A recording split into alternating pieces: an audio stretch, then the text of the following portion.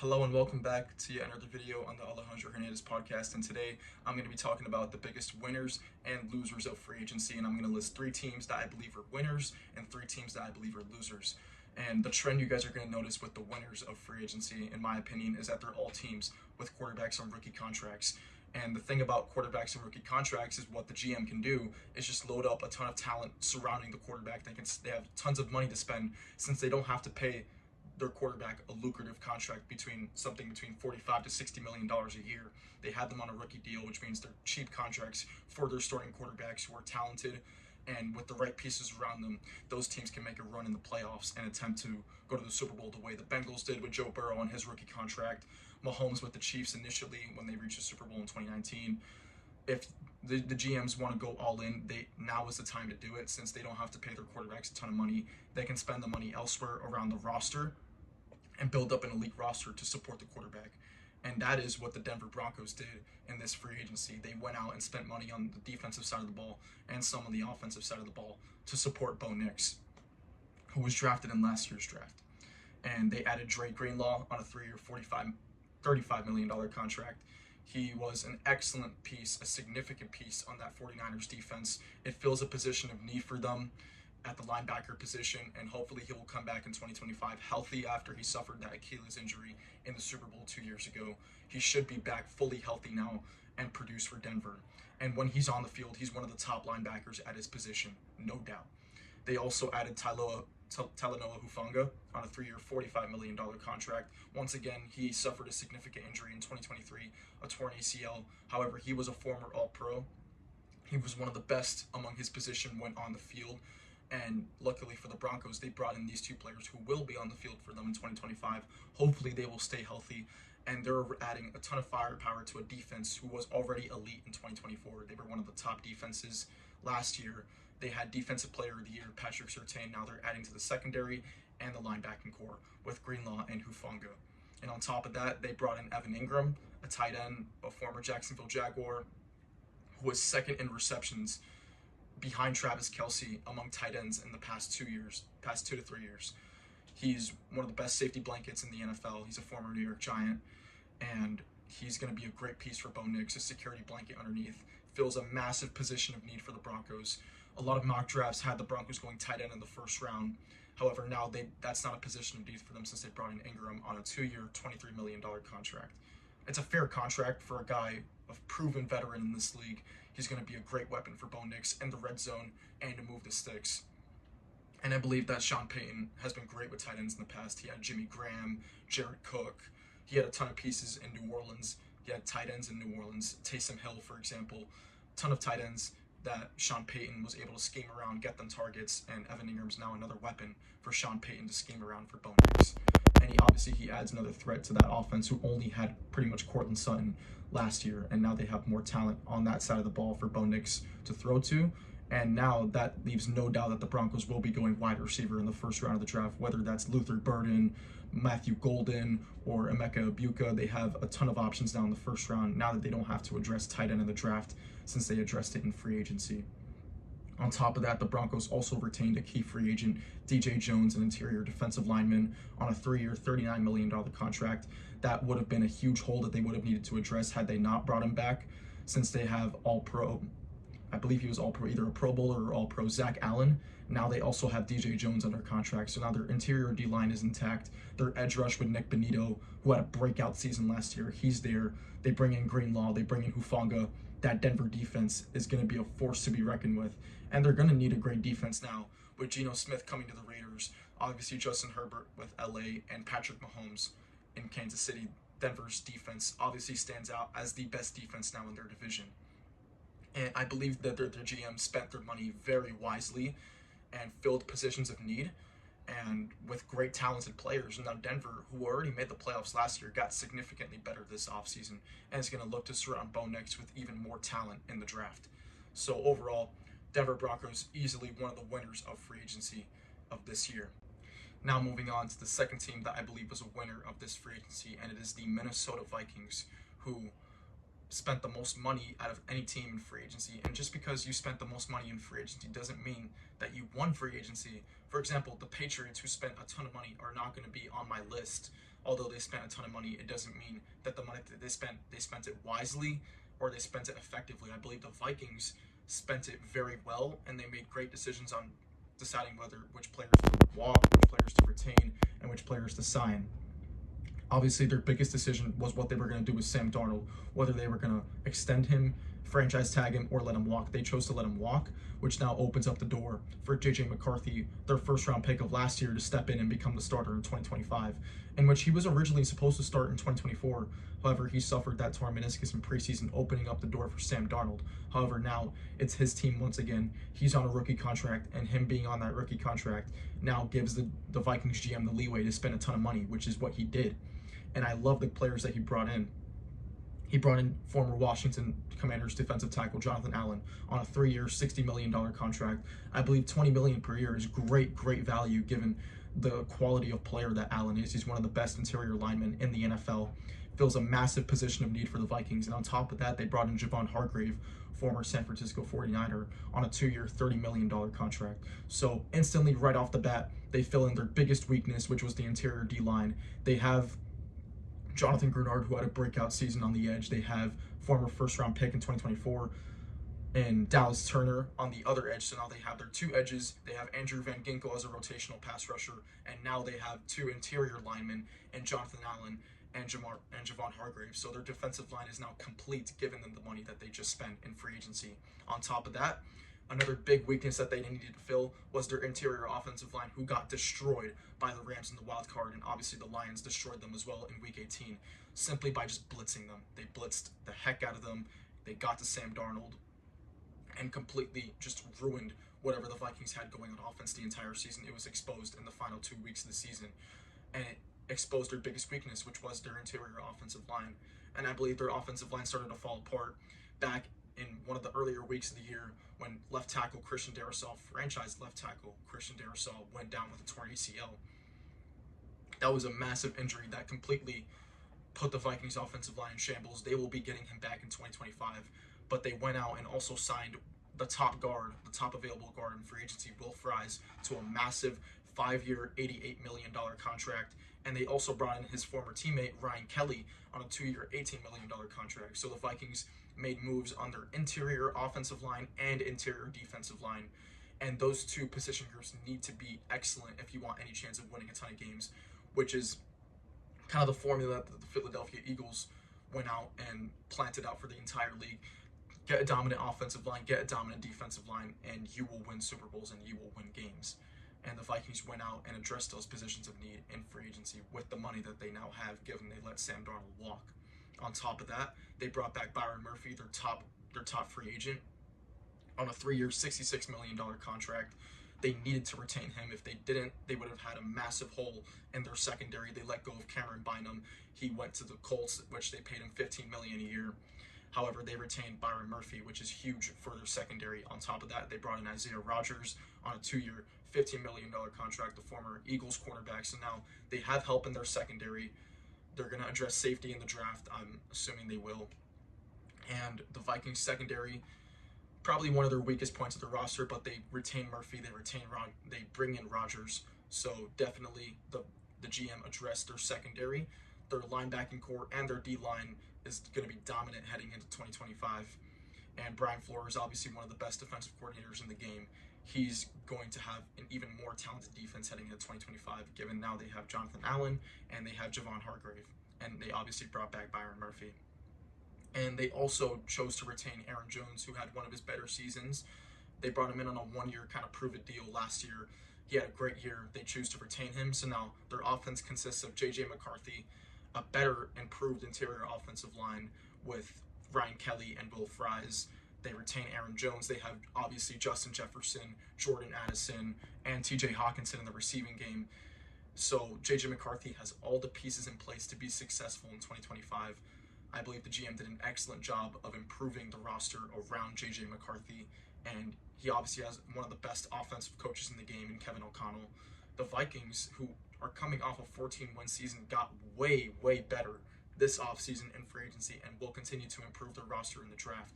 So I believe it's an excellent job by their general manager, setting up his well, I guess rookie quarterback in a sense, since JJ McCarthy didn't get to play in 2024. He will be entering the first year of his professional career, and he's set up for major success given the pieces that they have surrounded him with.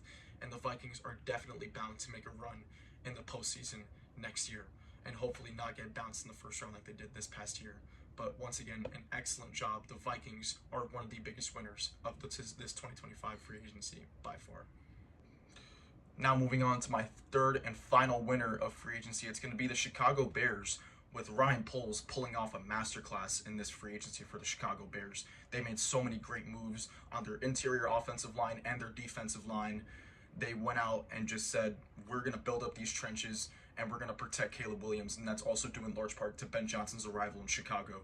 In Detroit, Ben Johnson as the offensive coordinator had a dominant offensive line, had a dominant running game, and he wants to build that same philosophy in Chicago, and which will be a huge help to Caleb Williams, who was the most sacked quarterback in 2024.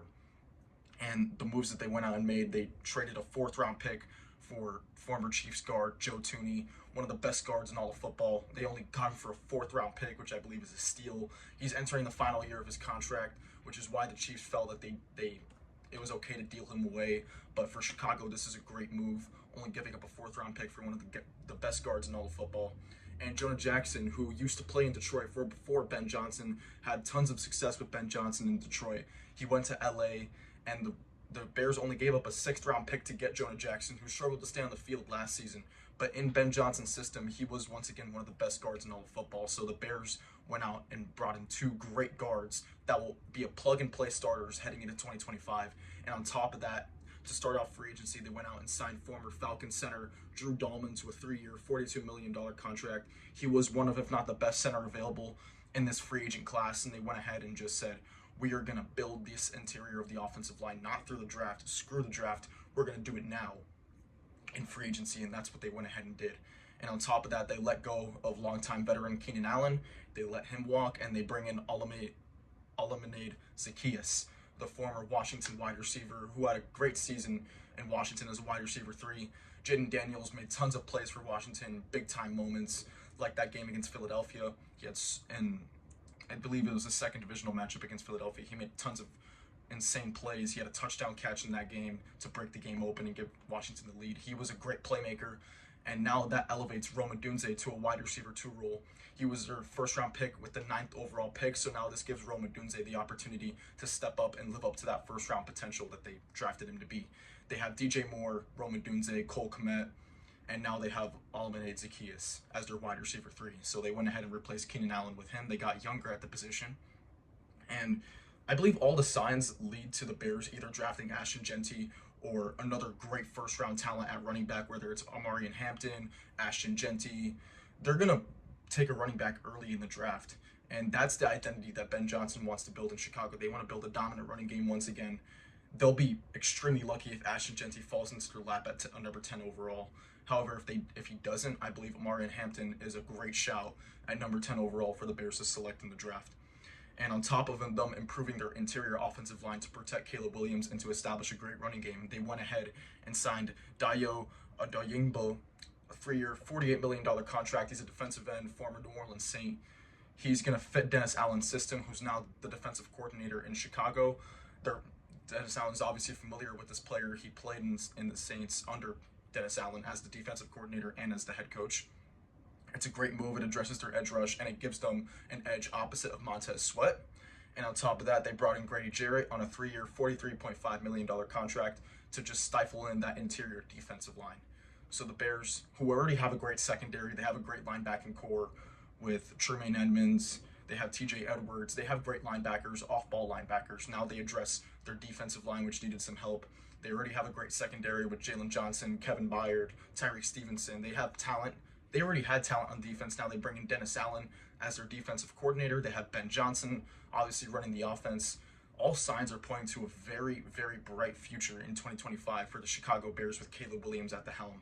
The Bears got significantly better this offseason, addressing their interior offensive line in free agency, as well as their defensive line. And I believe Ben Johnson's just sending a message that the Bears want to win now. They are serious about competing going forward. And Ben Johnson looks to be changing the culture already pre-draft. It looks like the Chicago Bears mean serious business. They went out and made great moves, and the future is looking very bright for this football team, which is why I'm grading the Bears as a winner of free agency. Now I'm going to be talking about the losers of free agency. I listed 3 winners. Now I'm going to be starting to list 3 losers. And I believe the biggest loser of this free agency was the Pittsburgh Steelers. They had a very weird offseason. They still have a massive question mark at quarterback. They haven't brought back Russ. They let Justin Fields walk, along with a lot of other key players on their defense and on their offense. And I'll list them right now. They let Justin Fields walk to the Jets. They let key middle linebacker Landon Roberts walk to the Raiders. They let starting left tackle Dan Moore walk to the Tennessee Titans, who did end up overpaying for him, but that's besides the fact. Now they have a hole at left tackle. On top of that, they let go Dante Jackson, cornerback, to the Los Angeles Chargers. They let go of Najee Harris, who also went to the Chargers. Interior guard James Daniels, another starter on the offensive line, they let him walk to the Dolphins. Defensive lineman Larry Ogunjobi, they let him walk to the Bills, and then Van Jefferson, they let him walk to the Titans. So the Pittsburgh Steelers lost significant starters on both sides of the ball, and it leads you to question, where the hell is this money going? Why aren't they retaining these key players? Well, they went ahead and traded a 2nd-round pick for star wide receiver DK Metcalf and signed him to a 5-year, $150 million contract, which means they're paying him $30 million a year, which is up there with some of the top wide receiver contracts. And I don't think DK Metcalf is worth that money. I believe the Seahawks got a bargain with this trade. And for the Steelers, it just doesn't make any sense. You already have the same kind of archetype of wide receiver with George Pickens, a jump ball, deep threat. That's kind of the same archetype that DK is, a red zone threat. And it's just, I don't see it as a great fit for Pittsburgh. And it's just not a position of, well, it is a position of need, but not the same type of archetype of player. The Steelers should be looking for kind of a slot guy or a reliable catch radius guy, not someone like DK Metcalf, who they already have in George Pickens. And they're eventually going to have to pay George Pickens. And I'm sure he's going to demand a lot of money. So now you're going to end up in the situation like how the Bengals are, where they just had to pay T. Higgins and Jamar Chase $70 million combined per year. And now you're going to find yourself in that situation with DK and George Pickens. And on top of that, who the hell is going to be throwing to them? You guys have not figured out your quarterback situation. So yeah, it's great. You have George Pickens. You have DK Metcalf. Who is throwing them the ball?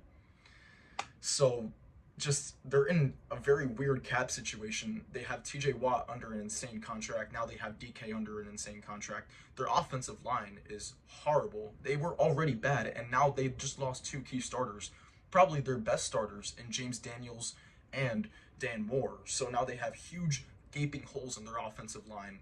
They have 2 competent wide receivers. On top of that, they both have bad tempers. So who knows if they're just going to be not in the game. They're going to be frustrated with their quarterback play. It's just, all signs are pointing to a very rough incoming 2025 season. And on top of that, their defense is just getting older and older. TJ Watt's not getting any younger. Cameron Hayward's not getting any younger. You also have Minkah Fitzpatrick in the secondary. And some moves that they brought in even more veterans. So instead of getting younger, they're getting older. They let go of Dante Jackson, let him test free agency. Then they come and bring in former Super Bowl champion Darius Slay to a 1-year, $10 million contract, I guess as a way to mentor their up-and-coming star Joey Porter at corner. And on top of that, they let go of Najee Harris. They retain Jaylen Warren, but they also bring in another Philadelphia Eagle, Kenneth Gainwell, on a cheap 1-year deal. So they're not very talented at the running back position, although I do like Jaylen Warren. They just let go of one of their franchise cornerstone players, Najee Harris. They just let him walk for nothing.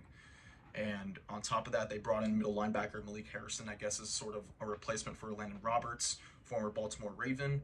And the only quarterback that they've signed is Mason Rudolph. So unless they're going to bring someone in the draft, I don't think they'd address quarterback in the first round. Maybe Jalen Milroe is a shout at quarterback, whether they take him in the first or second round.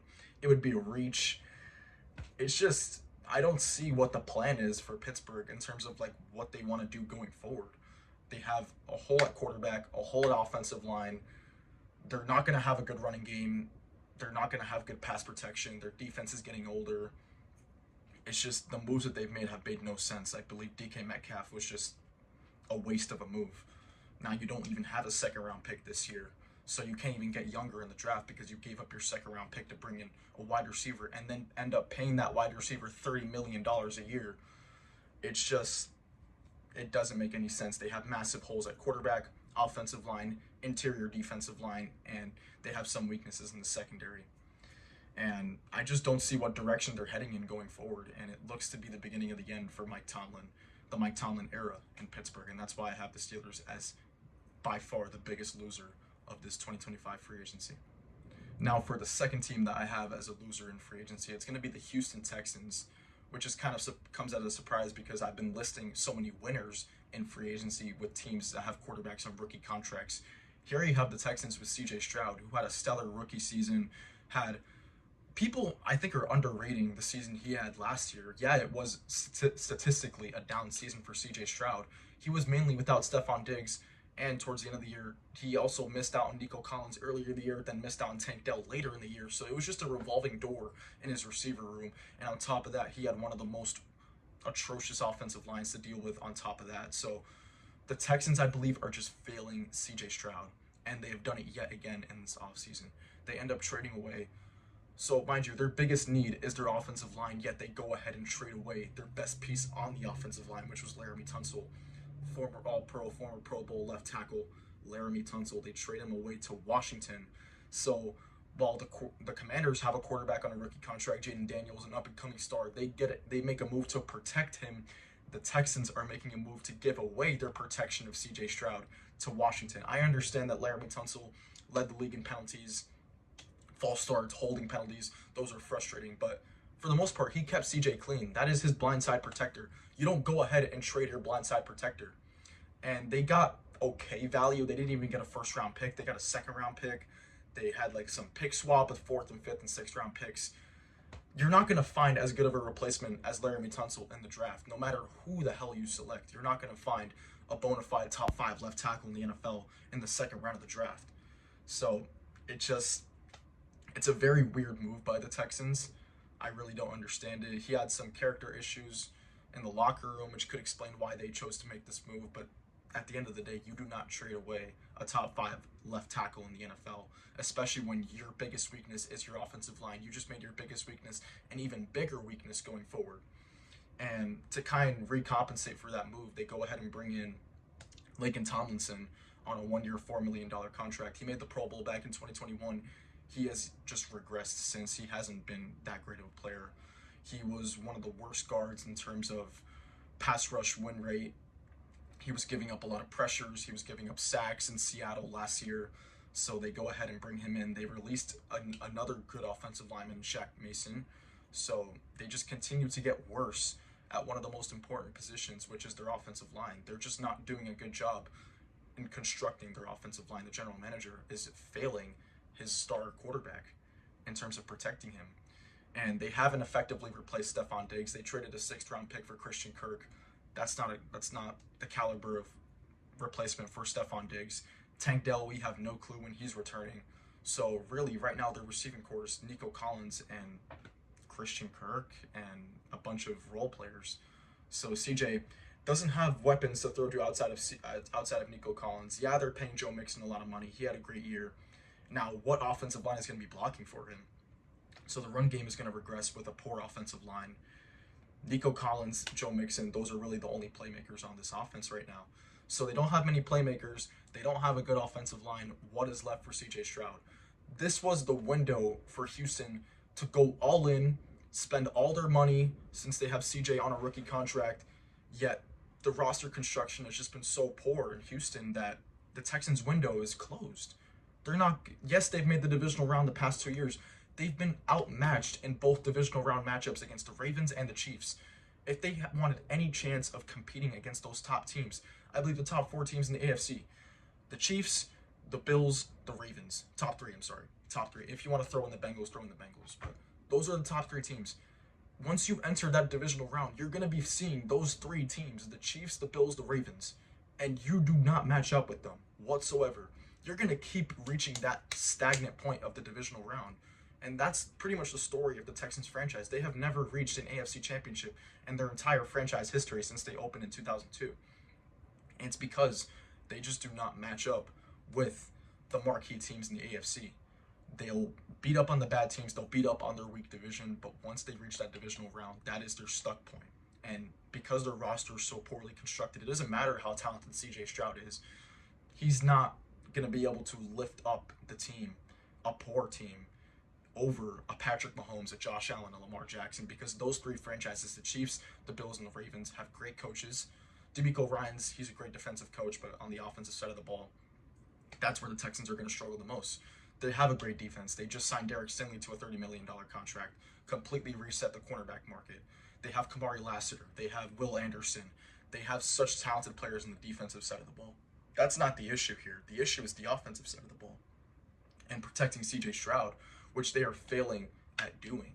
And that's why the Texans are not going to go get over the hump, and they won't sniff an AFC championship. And then you also have CJ Stroud's contract coming up in the next 2 years. So you're going to have to pay him 55. With the way the market is just inclining and inclining and inclining, you're going to have to pay CJ damn near $55-60 million a year, because that's what he's going to command. And it's just the Texans' window's closed. And this was their time. I believe last year was their best shot, but injuries ruined them. Stephon Diggs torn ACL. Tank Dell obviously broke his ankle or his fibula or whatever it was. And Nico Collins missed the beginning of the year. So CJ, it's going to be rough heading into 2025. He's probably going to be one of the most sacked quarterbacks because they have such a poor offensive line. And the Texans front office has failed CJ. They have failed a generational quarterback talent because they have not built a competent offensive line around him. And that'll be the story of the Texans' 2025 season. And that's why the Texans are a loser in my book of this free agency. Now for my third and final loser of free agency, it's going to be kind of a curveball. I haven't seen any mention of this team as a potential loser of free agency, but I do. And it's going to be the Green Bay Packers. And I believe that this decision for me to include them as a loser is kind of perspective on what the rest of their division has done. The Bears got significantly better. The Vikings got significantly better. Even Detroit made some moves. They brought in DJ Reed to improve that cornerback room. The Lions made moves, the Vikings made moves, and the Bears made significant improvements on their teams. And I don't believe the Packers did, so that's going to be a step back heading into 2025. This was supposed to be their window, but I believe the same as Houston, Green Bay is going to reach a ceiling. And that ceiling is going to be the divisional round of the playoffs. How the Texans keep making the divisional round and just can't seem to get over that hump, I believe it's going to be the same story in Green Bay. And like how Pittsburgh was able to trade for DK Metcalf, that was kind of the move that I would have expected out of Green Bay, since they don't have a wide receiver one. Josh Jacobs went out and complained about how we need a wide receiver. We need a real wide receiver. And the Packers just didn't address that. They went ahead and overpaid for a guard in Aaron Banks, former San Francisco 49er. They paid him 4 years, $77 million, $19 million a year. However, in 2024, he only had a 65.4 PFF grade, which ranked only 50th among guards. So they're paying top of the market money for a guard who ranked 50th among his position. So I believe that's an overpay. Obviously, it is a position of need, but they had other options, way cheaper options. The Dolphins only paid 3 years, $24 million for James Daniels, a former guard of the Steelers. And I understand Aaron Banks is young. He's like 25, 26. But there was just better available options at the position for way cheaper money, yet they go ahead and pay a guard $19 million a year. So that's an interesting decision there from Green Bay. And then on top of that, they bring in former slot corner of the Las Vegas Raiders, Nate Hobbs, on a 4-year, $48 million contract. He's a young player. He's a great slot corner, but again, this isn't really impactful moves. They're going to have to move off Jair Alexander. There's been a ton of noise about how it's unlikely that he's going to return. They're going to look to either trade him, release him. That's an up-and-coming story heading out of Green Bay. So they addressed slot corner, but who's going to be their answer at boundary corner, as they might lose one of the top corners in the NFL in Jair Alexander. They didn't really effectively address that position. They did address their slot corner, but it's pretty much it. They let Eric Stokes walk. And I guess Nate Hobbs is going to be the replacement for him. But again, the Packers kind of have a significant hole opening up at corner, and they bring in Nate Hobbs, but I don't think that's going to be a pretty big answer. You look at the receivers in their division. You have Amon-Ra St. Brown, Jameson Williams in Detroit. They brought back Tim Patrick as well, so that's 3 receivers. In Minnesota, you obviously have Justin Jefferson, Jordan Addison. And then in Chicago, you have DJ Moore, Rome Odunze. So if you end up losing Jair Alexander, you are going to be cooked at the cornerback position, especially against the caliber of receivers you face in your division. You are not going to match up whatsoever. On top of that, they let A.J. Dillon walk. They have some up-and-coming young running backs, but they failed to retain him. So now they pretty much have Josh Jacobs and a few role players, but A.J. Dillon was one of the best, if not the best, backer running back in all of football. They let him walk. He ends up going to Philadelphia. And on top of that, like I mentioned before, they did not address their biggest need on the team in wide receiver. So they overpaid for a guard and for a corner.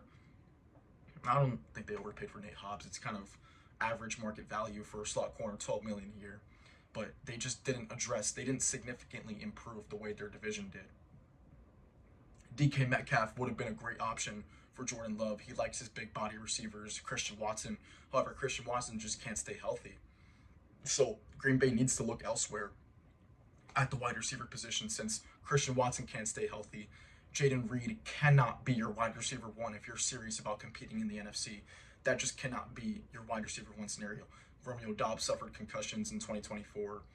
They're not consistent at the position. Dontavian Wicks at one point was their wide receiver one because they faced so many injuries and just they don't have a proven veteran at that position. So DK Metcalf would have made a lot of sense in a trade by the Packers, but they're not particularly known for being an aggressive front office, and that might come to bite them because they're going to head into 2025 without, I mean, they could address wide receiver in the draft, but they won't come in and be a bona fide wide receiver one, no matter who they select.